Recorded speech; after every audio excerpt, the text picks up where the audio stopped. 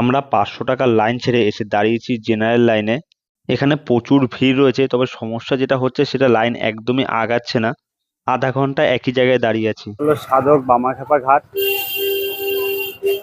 জীবন্ত কুণ্ডুর জল মাথায় দিয়ে এগিয়ে চললাম। এদিকে মন্দির যাবে, মন্দির মন্দির কত করে? হ্যাঁ। কত?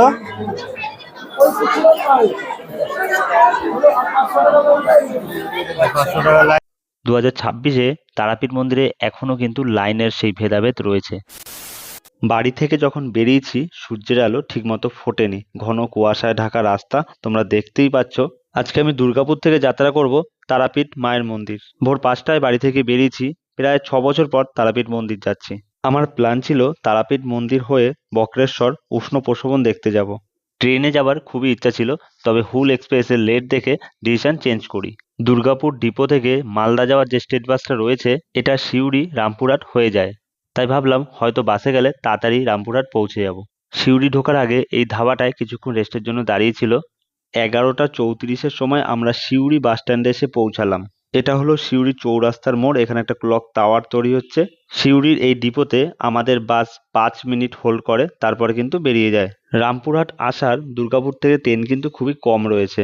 আমরা এখন পার করছি ময়ূরাক্ষী নদী। বাঁধের জন্য এই পাশটা শুকনো রয়েছে, ও পাশে কিন্তু ভরা জল রয়েছে। দেখো তোমাদের দেখায়, আমি যেহেতু এই পাশে বসেছিলাম, দেখো পুরো ভরা জল রয়েছে। এই যে মাঝখান থেকে যে বাঁধ রয়েছে সেখান থেকে আমাদের বাসটা কিন্তু পার করছে। ও পাশে বসলে তোমাদের একটা খুব সুন্দর ভিউ দেখাতে পারতাম। বাসে আমাদেরকে এখান থেকে নামালো, এটা হচ্ছে তারাপীঠ মোড় বলে বাসে, যে আমরা বাসে করে আসলাম দুর্গাপুর থেকে। এখন বাজে পাক্কা 1টা, আমরা বাড়ি থেকে বেরিয়েছিলাম 5টার সময় ভোর। তো দুর্গাপুর থেকে আমি আজকে জার্নি করছিলাম, তো দুর্গাপুর থেকে ট্রেন দেখছিলাম লেট ছিল, সেই জন্য আমরা ভাবলাম বাসে হয়তো আগে হবে। তো স্টেট বাস ছিল একটা, এটা মালদা যাওয়ার বাস ছিল। তোমাদের দেখালাম যে বাসে করে আসলাম। তো এই বাসে পাক্কা সময় লাগলো, 8:30টার সময় ছেড়েছিল বাসটা, আর এখন এসে পৌঁছালো 1টার সময়। এখানে নামিয়ে দিল, এটা হচ্ছে গিয়ে তারাপীঠ মোড়। এখান থেকে এখন টোটো ধরে যাব তারাপীঠ মন্দিরে। চলো কত সময় লাগে আর কত করে ভাড়া লাগে টোটোতে দেখিনি। এই যে গেটটা দেখো, এই যেই পাশে নামিয়ে দিল আমাদের ও পাশে যেতে হবে। এই রয়েছে গেট, এখান থেকে টোটো ধরে যাবো হচ্ছে গিয়ে তারাপীঠ মন্দির। অনেকটা জার্নি করতে হলো এবং খুব টায়ার্ড হয়ে গেছে শরীর। সে ভোরবেলা বেরিয়েছি 5টার সময়, তোমাদের দেখালাম যে বাইকে করে বাড়ি থেকে বেরিয়ে তারপরে ওখান থেকে এসে বাস ধরলাম।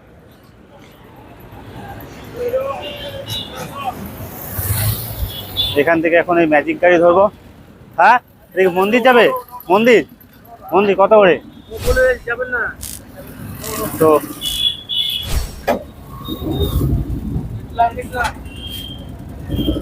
ম্যাজিক গাড়িতে উঠেছি আমরা, এখন এই ম্যাজিক গাড়ি করে যাচ্ছি তারাপীঠ। টোটোও আছে অনেক, কিন্তু আমরা নিয়ে নিয়েছি ম্যাজিক গাড়ি। বেশ ফাঁকাও আছে, দেখো আমরা দুজনই রয়েছি এখন। এই যে পুরোহিত যাচ্ছে, মন্দিরের পুরোহিত ভালোই যাচ্ছে, বেশ দারুণ লাগছে। এতক্ষণ বাস জার্নি করার পর এখন ম্যাজিক জার্নিতে যাচ্ছি। তো ওই ভাড়া পড়লো থেকে 15 টাকা করে, আমরা দুজন রয়েছে 30 টাকা দেবো, তাই তো 2 টাকা করে চাইছিল, তো দাদাই ঠিক করলো 15 করে। আই লাভ তারাপীঠ এই লেখা আমরা এখন পার করছি। ফাইনালি 8 ঘন্টা জার্নি করার পর আমরা এখন এই তারাপীঠের গেট দিয়ে ভিতরে ঢুকছি। এই গেটটা দেখলেই আলাদা একটা ভক্তি আসে মনে। আমাদের এই দ্বারকানন্দ রিভার এখানটায় নামিয়ে দিল, আর এই পাশে রয়েছে তারাপীঠ সরণি। এখান থেকে যাবো এখন মন্দিরের দিকে। যে ম্যাজিক গাড়িতে উঠলাম, ম্যাজিক গাড়িতে এখানে নামিয়ে দিল, দ্বারকানন্দ রিভার রয়েছে, আর এদিকে কিন্তু তারাপীঠ সরণি, তারাপীঠ মন্দিরের বোর্ড রয়েছে, আর এই রয়েছে মন্দিরের গেট। এখন এখান থেকে যাব ভিতরের দিকে পুজো দেওয়ার জন্য। চলো, তো সময় বেশি লাগলো না, 7 থেকে 8 মিনিট লাগলো ম্যাজিক গাড়িতে আসতে, আর খুব জোরে চালাচ্ছিল গাড়িটা। যে গেটটা ছিল, গেটটা ঠিকমতো ভিডিও নিতে পারিনি, যে তারা আমার মূর্তি দিয়ে যে বড় গেটটা রয়েছে। আর প্রচুর ভিড় এই সময়, বলছে মন্দির বন্ধ রয়েছে, জানি না, গিয়ে দেখা যাক।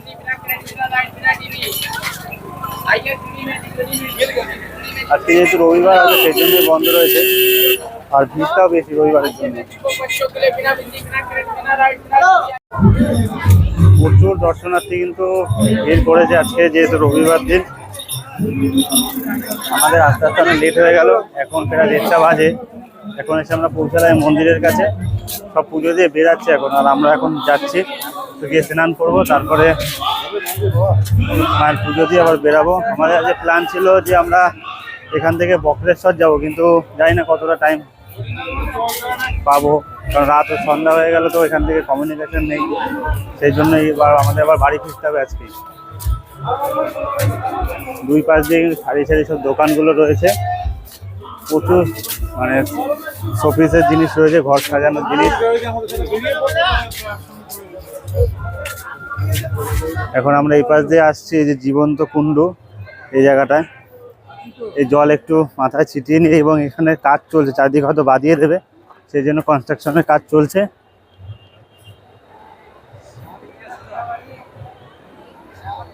দেখো, হ্যাঁ, তো এখানে দেখি নেমে একটু জল ছিটিয়ে নিই মাথায়। এই জীবন্ত কুণ্ডর যে গল্পটা রয়েছে, এইখানে মাকে যে শোল মাছ দিয়ে ভোগ লাগানো হয় প্রতিদিন, সেইখানে কিন্তু এর একটা গল্প আছে, তোমাদের বলবো পরে। তো মাথায় ছিটিয়ে নিলাম, পরে আমরা অন্যটা আরেকটা পুকুর আছে সেখানে স্নান করব। এখানে যা জীবন্ত কুণ্ডের জল মাথায় নিয়ে নিলাম।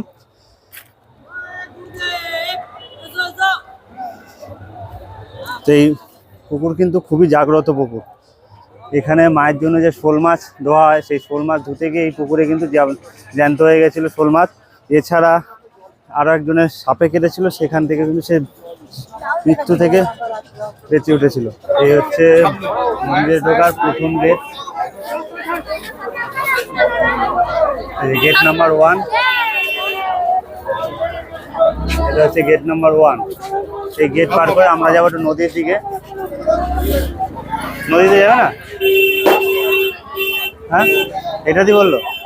তো এই যে গেট রয়েছে, আমরা যাচ্ছি এখন এদিকে স্নান করতে নদীতে। স্নান করে বাড়ি থেকে যখন বেরিয়েছি, স্নান করা হয়নি, স্নান করে তারপরে মায়ের পুজো দেবো। তবে লাইন কিন্তু প্রচুর রয়েছে, না পরে হবে, চলো স্নান করে তারপর পুজো দেবো। আর তার আগে কিন্তু যে জীবন্ত কুণ্ডতে নেমে একটু জল ছিটিয়ে নিয়েছি, আর ওই কুণ্ডের জল কিন্তু কখনোই শুকায় না, এবং এখানে কনস্ট্রাকশনের কাজ চলছে, এই জন্য এখন সেই ভাঙাচোরা রয়েছে পাড়গুলো।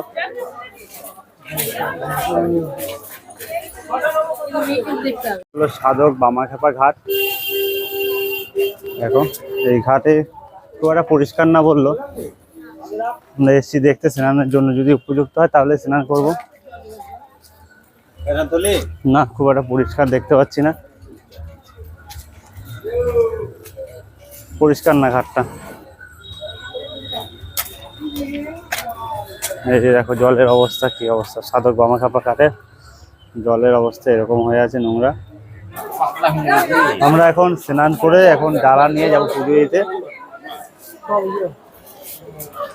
আমরা একটা বাথরুম নিয়ে সেখানে স্নান করে নিয়েছি, ফ্রেশ হয়ে এবার ড্রেসও চেঞ্জ করে নিয়েছি, করে এবার যাবো পুজো দিতে।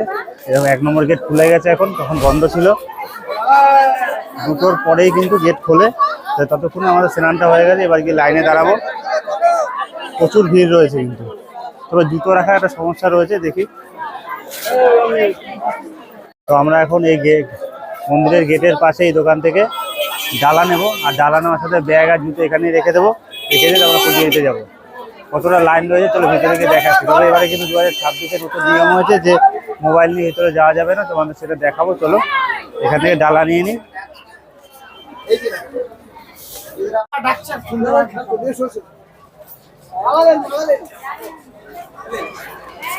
মালা কত? মালা নেবা তুমি? তো এখন এই পুজোর ডালা নিয়ে যাচ্ছি পুজো দিতে। পুজোর ডালা নিয়ে নিয়েছি, 51 টাকা, 101 টাকা, সব রকমের ডালা আছে। তো আমরা একটা 101 টাকা একটা ডালা নিয়েছি।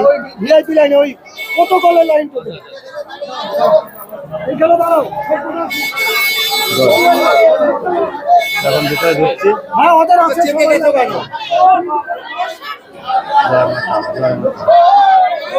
প্রচুর ভিড় রয়েছে। জেনারেল লাইন কোনটা বোঝা মুশকিল এখন।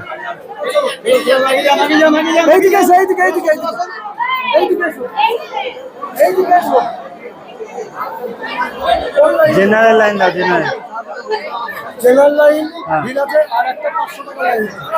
কত?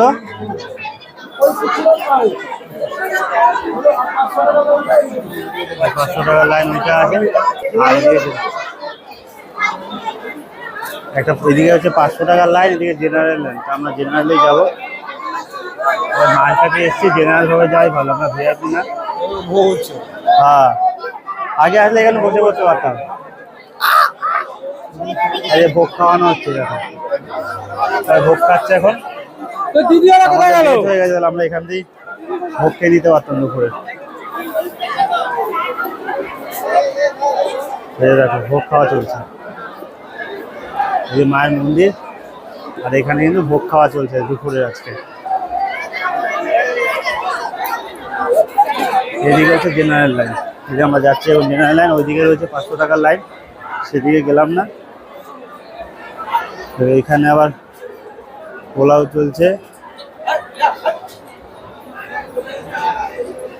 চারিদিকে পান্ডা শুধু ভরা। ওই পিছন থেকে দেখতে পাচ্ছ লোক দাঁড়িয়ে আছে। ঘুরে এসো, দাঁড়াবো আমি সামনে থাকবো। জেনারেলি যাচ্ছে তো? হ্যাঁ হ্যাঁ, জেনারেলি থাকে। একটু ফোন নাম্বারটা দিয়ে দাও। এদিকে জেনারেল লাইন, আমরা ওই যে ফোন এখানে গিয়ে জমা দিয়ে নিতে হবে। ফোন জমা দিয়ে টোকেন দিয়ে দেবে এখান দিয়ে। তো ভিডিও এই পর্যন্ত হয়তো করতে পারবো, আর ভিডিও করতে পারবো না। বেরিয়ে আর আমরা যাবো এখন ওই পারে, ওই যে লাইন দেখা যাচ্ছে ওই দিকে যেতে হবে। এই হচ্ছে অবস্থা জেনারেলের এখন। এই যে এখান থেকে গিয়ে ওই দিকে গিয়ে লাইন দেবো, জেনারেল লাইন। জীবন্ত কুণ্ডুর ওপার থেকে আমরা এপারে এসে দাঁড়িয়েছি জেনারেল লাইনে।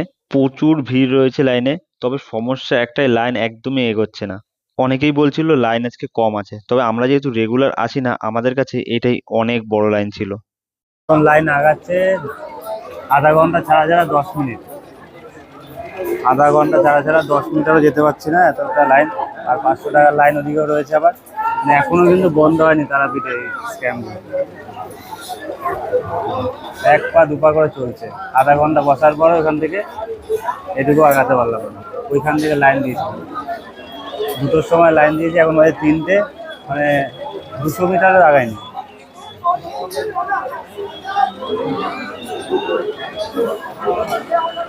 ওই পাশ থেকে চলছে। এখন আবার লাইনটা টানছে আস্তে আস্তে করে।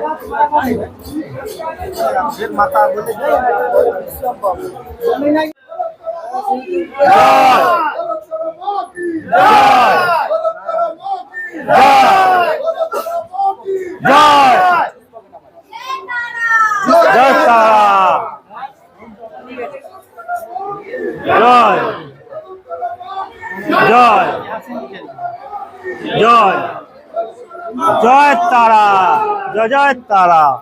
তো মোবাইলে কাউন্টার রয়েছে সামনে, আর এখানে কিন্তু বোর্ডে লেখা রয়েছে যে মোবাইল নিয়ে যাওয়া যাবে না, তবে রাখার জন্য কোনো পয়সা লাগবে না। এবার দেখা যাক কি করে। একটু পরে এই ওই গেটটা পার করলে কিন্তু মোবাইল রেখে দিতে হবে। এখানে যতটা ভিডিও এ পর্যন্ত করে নিচ্ছি, তবে আজকে লাইনটা প্রচণ্ড টেনেছে, মানে এত তাড়াতাড়ি টেনে দিল বুঝতে পারিনি। সবাই মায়ের কৃপা, জয় মা তারা।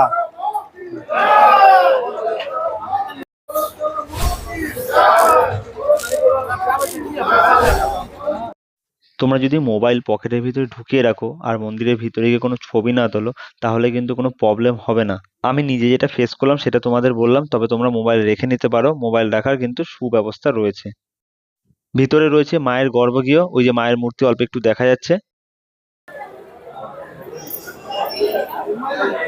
তো এখান থেকে পুজো দিয়ে বেরোলাম মায়ের মন্দির থেকে, প্রায় 3.5 ঘন্টা লাইন দিয়ে 3.5 ঘন্টা লাইন দিয়ে আমরা এখান থেকে পুজো দিয়ে বেরোলাম। এই জায়গাটা দাঁড়িয়ে সবাই ছবি তুলছে। হ্যাঁ হ্যাঁ হ্যাঁ। জয় মাতা, জয় মা তারা। তো এখানে সবাই মিলে এখন ছবি টবি তুলে আমরা বেরাবো এখন বাড়ির দিকে। সব আগে ঠিক আছে, একদম। ওখানে সব ঢিল বাড়াবাড়ি চলছে। আর এই পাশে রয়েছে এই যে মায়ের মন্দিরের ঠিক অপোজিটে রয়েছে শিব মন্দির। জয় শিব শম্ভু, হর হর মহাদেব। তোমরা মায়ের কাছে আসলে কিন্তু অবশ্যই মহাদেবের দর্শন করে যাবে।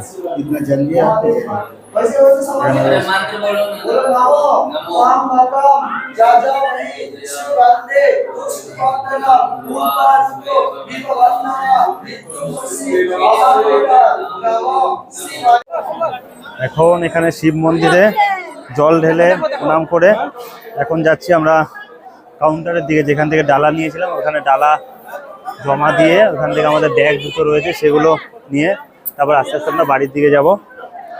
তো এই লাইন দিতে জেনারেল লাইনে কিন্তু আমাদের প্রায় 3.5 ঘন্টা লেগে গেছে, কারণ আমরা 1টার সময় লাইনে দাঁড়িয়েছিলাম। 1টা না, সরি 1:30টার সময় দাঁড়িয়েছিলাম। এখন যাচ্ছি। আজকে ভালোই ভিড় হয়েছিল, আজকে যেহেতু পূর্ণিমা রয়েছে তো মায়ের আজকে 3বার ভোগ হবে। বিকেল 5টা থেকে এখন নামছি মন্দির থেকে। 5টার সময় সন্ধ্যা আরতির জন্য বন্ধ থাকবে। মায়ের গর্ভগৃহে প্রবেশের দ্বারগুলি বন্ধ হবে। পুনরায় সন্ধ্যে 7টায় মায়ের সন্ধ্যারতি হয়ে যাওয়ার পর মায়ের গর্ভগৃহে প্রবেশের দ্বারগুলি খুলে যাবে। জয় মাতা। সেই ভোর 5টায় বাড়ি থেকে বেরিয়েছি আর এখন বাজে বিকাল 5টা। এখন এখান থেকে বেরোচ্ছি, তাও দুপুরে খাওয়া দাওয়া হয়নি, এখন খাওয়া দাওয়া করবো তারপর বাড়ি যাব। খুব টায়ার্ড হয়ে গেছে শরীর। চলো এখান থেকে কিছু কেনাকাটা করে তারপরে একটা হোটেল ঢুকে খাওয়া দাওয়া করে স্টেশনে গিয়ে দেখা হচ্ছে। বাই। তারাপীঠ মন্দির থেকে রামপুরহাট স্টেশন আসলাম অটো করে। ভাড়া পড়লো পার হেড 50 টাকা করে। যাওয়ার সময় কিন্তু আমরা ম্যাজিক গাড়িতে করে গেছিলাম, সেখানে ভাড়া নিয়েছিল 15 টাকা করে। আমরা এই ট্রিপটা করেছিলাম একদিনে ঘুরে আসার জন্য। আমরা কিন্তু রাতে স্টে করিনি ওখানে। রামপুরহাট থেকে ট্রেন ধরে বর্ধমান হয়ে দুর্গাপুর ফিরে এসেছিলাম। এখান থেকে যাওয়ার কথা ছিল বক্রেশ্বর, কিন্তু সময় আর হয়ে উঠলো না। নেক্সট ব্লগে তোমাদের দেখাবো বক্রেশ্বরের উষ্ণ প্রসবন। তো এখন আমি রামপুরহাট থেকে ট্রেন ধরি আর তোমরা সাবস্ক্রাইব করো। দেখা হচ্ছে নেক্সট ডেস্টিনেশনে। জয় মা তারা।